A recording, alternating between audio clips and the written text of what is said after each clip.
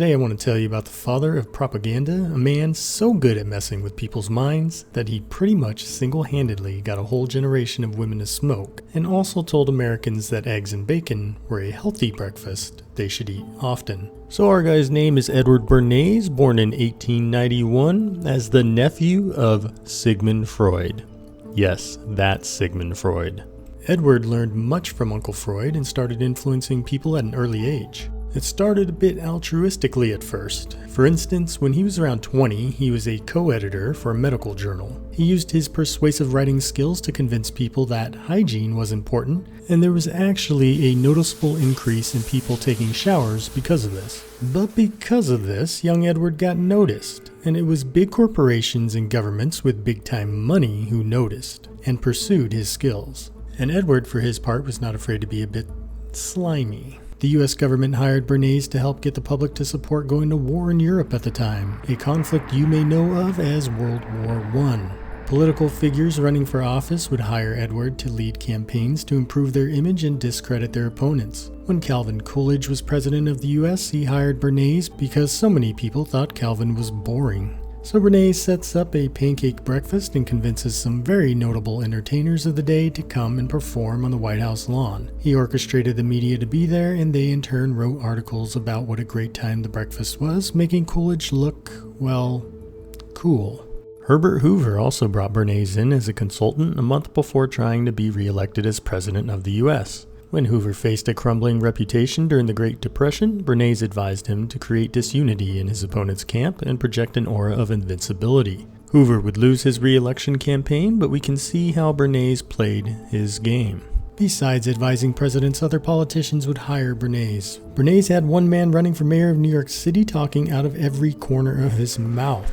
Tell the Irish how you want to put the Italian mafia in its place. Tell the Jews how much you dislike Nazis. Tell the Italians how you'll reform those terrible cops who keep harassing them. Just tell every group what they want to hear. Heck, Bernays was so good in politics that even foreign governments tried to recruit him to sway public opinion, most notably the Nazis, who Bernays reportedly turned down. Bernays thrived in his role, and without apology. Later in life, in a book he wrote, he would say that the masses were irrational and subject to herd mentality, and he advocated psychoanalysis and crowd psychology in order to control people in desirable ways. He really was proud of how he was able to manipulate people, and he seemed to have a very low opinion of people in general. Bernays wasn't just hired by politicians and government officials, though. He made a lot of his wealth working for different companies to sell their products. He would say whatever needed to be said regardless of whether it was true or not, and he was very good at organizing people, especially popular people, to support whatever cause he was undertaking.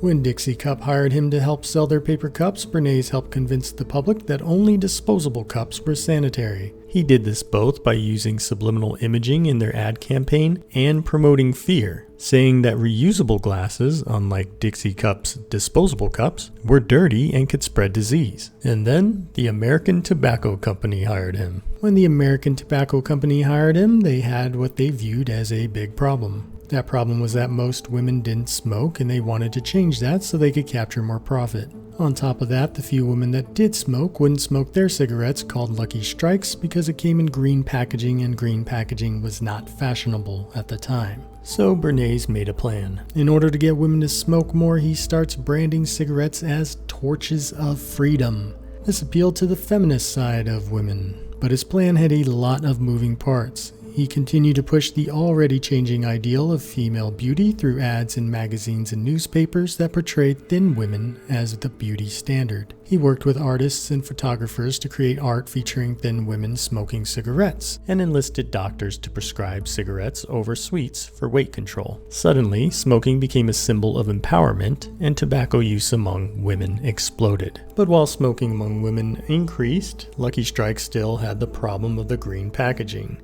Women did not see green as fashionable and therefore avoided smoking Lucky Strikes. So Bernays tells the American Tobacco Company that if they change the packaging to a more neutral color, then they can capture more of the market and increase their sales.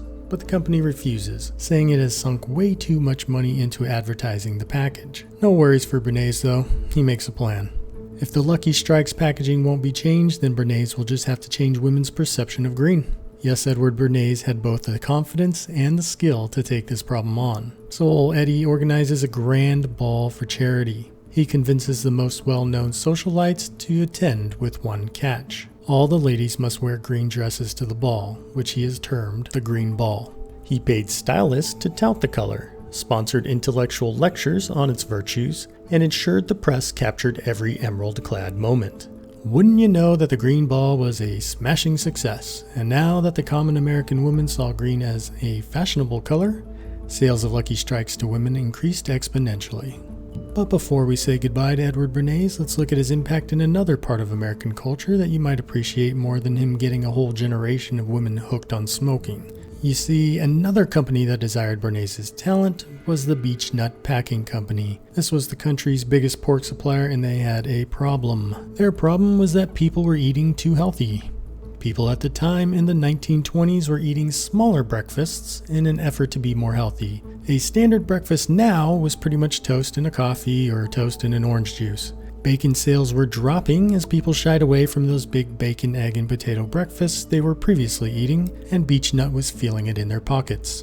So enter Edward Bernays, hired to turn things around and increase sales. So Bernays gets to work right away and creates a survey to send out to doctors all across the country, 5,000 in total, asking them whether a big breakfast or a small breakfast was healthier.